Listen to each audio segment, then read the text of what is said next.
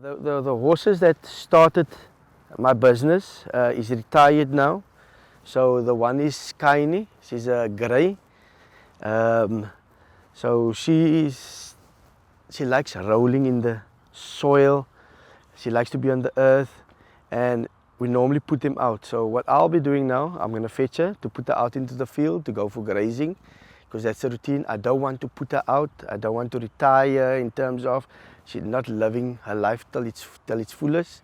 So for me, she created and helped me create my business, and I will still treasure as the #1 lady within my paddocks. As a young man, I couldn't take it on myself. I had to work for somebody.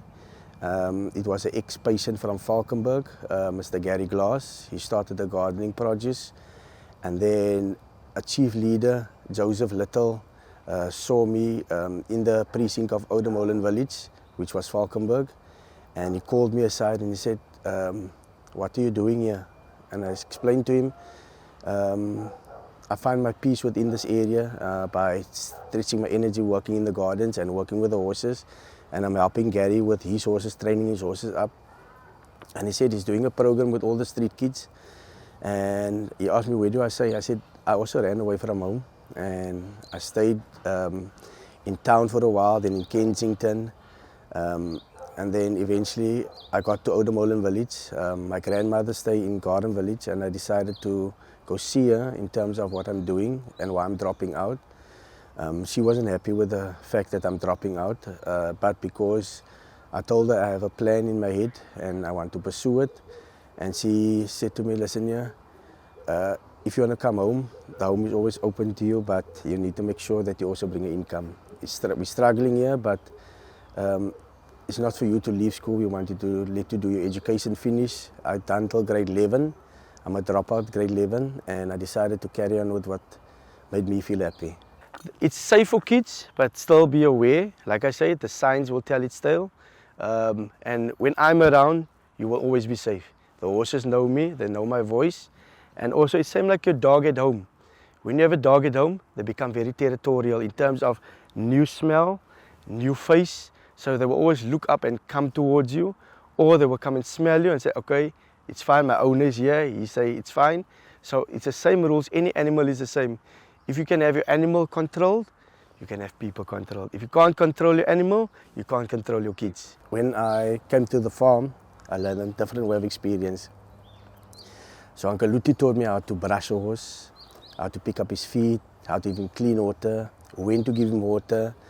When I see a sign of colic or a sign of illness, this is the herbs that I can use. And I brought that to Oude Molen village. So I showed Gary Glass what we've been taught in our community in terms of helping our animals and helping our families, and what fruit and food we eat. So he said, well, put it all, what you know, into the garden here. And then I helped Gary with the permacultural work within the garden. It showed me how to pick up the leaves and use it to make compost. Take the horse manure, also throw it on the compost heap. Collect newspapers, use it for the compost, and also do earthworming within that compost.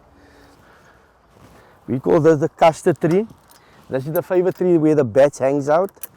So the fruit on this tree is where the bats come. And they come and sit and eat the fruit, and when the fruit drops to the ground, the horses get the opportunity to live from this fruit. It's past the season now. It's past its season now, so they're mainly between spring and summer. So by end of March, which is now, you will see it will get into the autumn where the leaves come off. You will look at the direction of that tree, the leaves is going away. But as the leaves drop, the horses eat the leaves because it got a sweet taste for them. Black. Let me show you the sign of this fruit. So it looks like grapes. It turns yellow. It turns yellow, and it's a custard fruit. We call it custard fruit. That's how I grew up with it as well.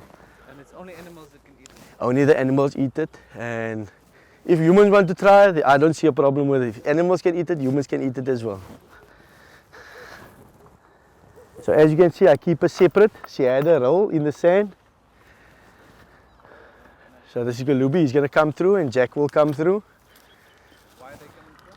So they will come in Sasa out now, and as I move out, 1 or 2 of them will follow me to go out as long.